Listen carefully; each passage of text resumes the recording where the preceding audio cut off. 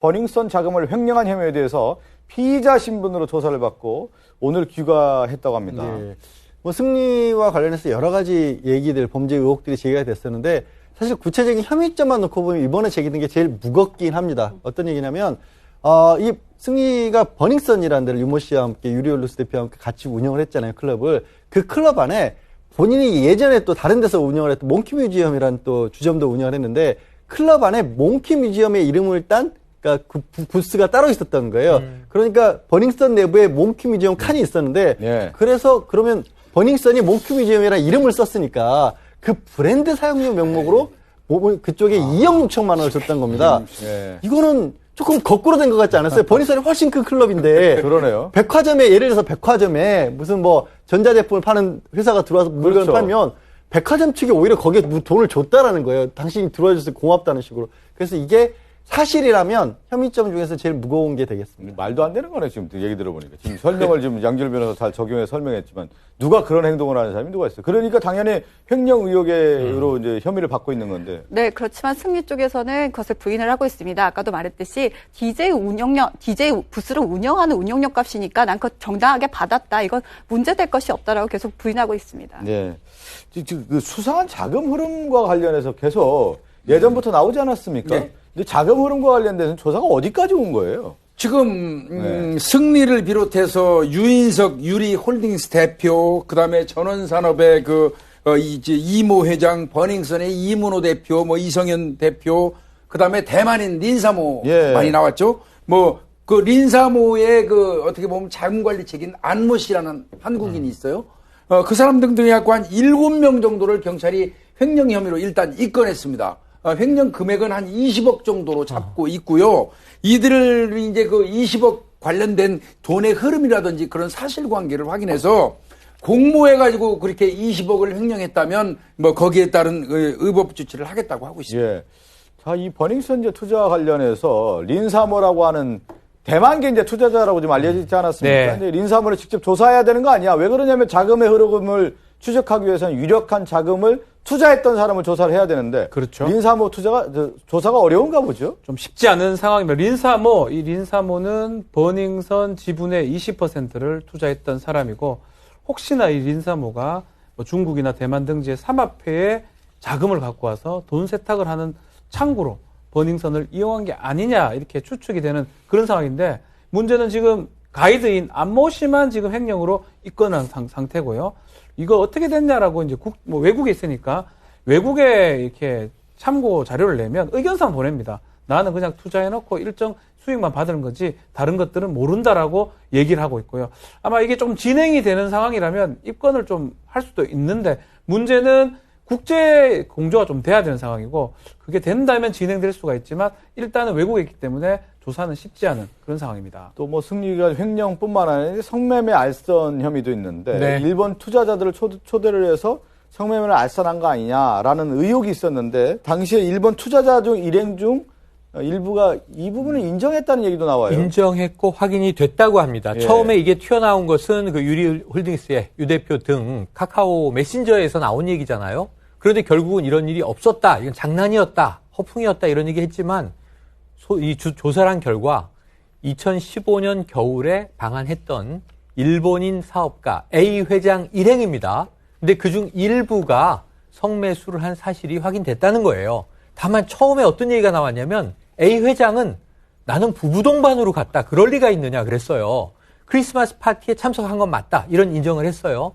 지금도 승리에게 좀 이게 불미스러운 일이 돼서 네. 미안한 입장을 전하면서 아내와 함께 왔던 게 맞고 접대를 받지 않았다라고 주장을 해요. 그런데 문제는 이 A 회장과 함께 왔던 일본인 사업가 중 일부가 성접대를 받은 것 같습니다. 아마 이제 시청자분들은 이런 생각을 할 거예요. 버닝썬과 관련해서 이제 장본인 가장 중심 인물이 누구냐 하면 승리로 생각하고, 승리와 관련된 의혹이 상당히 많아 있지 않습니까? 네. 성매매 알선, 뭐 횡령, 불법 촬영 뭐 이런 여러 가지들이 있었는데 조사도 한 17번 받았다고 하거든요. 맞습니다. 그러면 이쯤 되면 뭐 구속영장 뭐 신청했다는 소식도 들리고 그래야 되는 건데 네. 아직까지 뭐 그런 소식은 없단 말이죠. 하여튼 버닝썬 사건의 종점은 결국 승리의 신병 처리에 있는 겁니다. 예. 그래서 경찰 입장에서는 그 상당 기간 동안의 수사를 해왔고, 막바지 보강 수사를 지금 하고 있다고 합니다. 거의 이제 종점에 다다른 것 같은데요.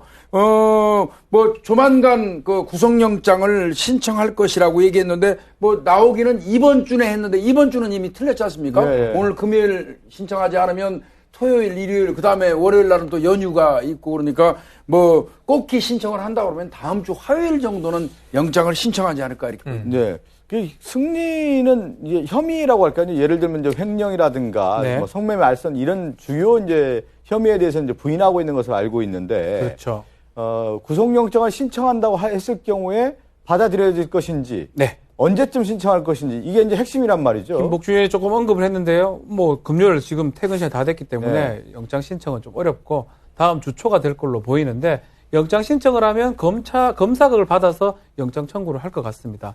만약 한다면 하나하나 범죄만 따져보면 영장을 넣기가 좀 어려운 범죄죠. 뭐 식품위생법이라든지 촬영물 유포했던 범죄. 이 두 가지 범죄는 그냥 그걸로 봤을 때는 어렵고 다만 이 네 가지 성매매 알선하고 횡령까지 네 개를 다 합쳤을 때는 구속의 가능성이 충분히 있을 가능성도 있고요.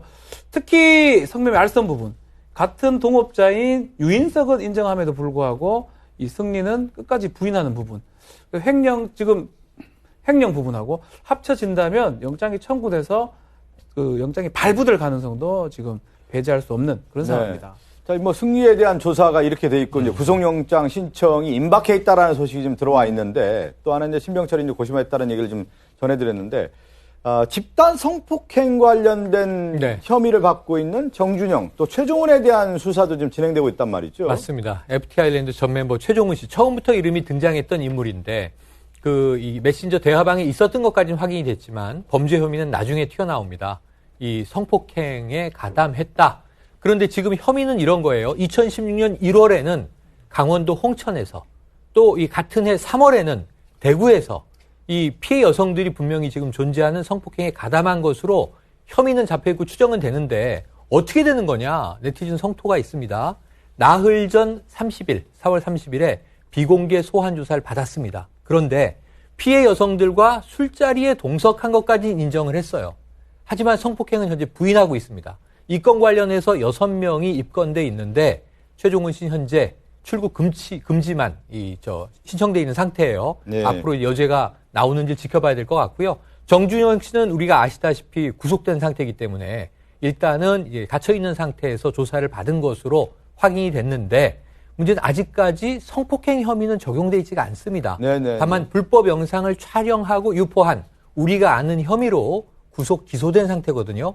여기에 이제 성폭행 여부가 네. 추가될 것인가는 앞으로 좀 지켜봐야 될 것 같습니다. 지켜봐야 된다는 얘기를 했지만 이제 피해 여성이 지금 나와 있는 존재합니다. 상황에서 진술이 좀 어느 정도 확보가 돼 있다고 하면은 예를 들면 뭐 최종훈 씨는 성폭행 관련해서는 혐의를 부인하고 있다고 하지만 경찰이 입증할 수 있는 거 아니에요?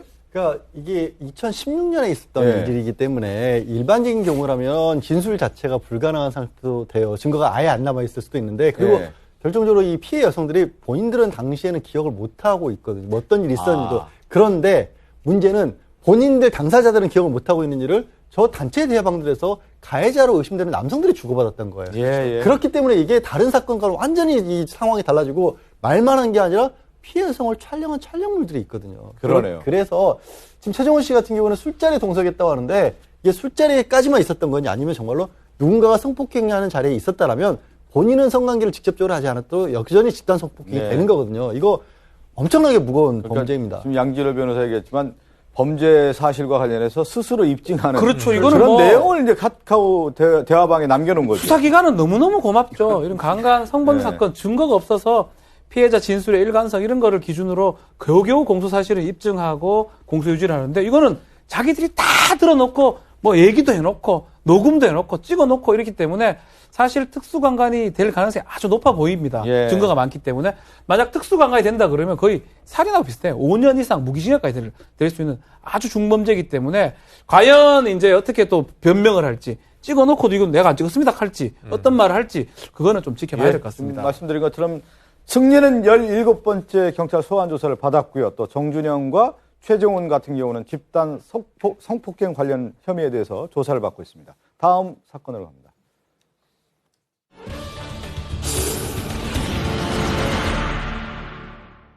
지난 2일 대구의 한 초등학교 앞에서 40대 여성의 차에 올랐다 금품을 요구한 20대 남성. 남성은 여성을 흉기로 위협하며 대구에서 부산까지 이동했는데 남성이 한눈을 판 사이 차량에서 극적으로 탈출한 덕분에 밝혀지게 된 납치극을 사건 현장에서 따라가 본다. 네, 바로 어제 이 대구에서 발생한 사건입니다. 이 40대 여성에게 한 남성이 다가와서 흉기로 위협한 사건입니다. 사건 설명해보죠. 네, 어제 저녁 7시 반이 된 시간입니다. 아직 7시 반이면 지금 밝죠. 그런데 지금 이제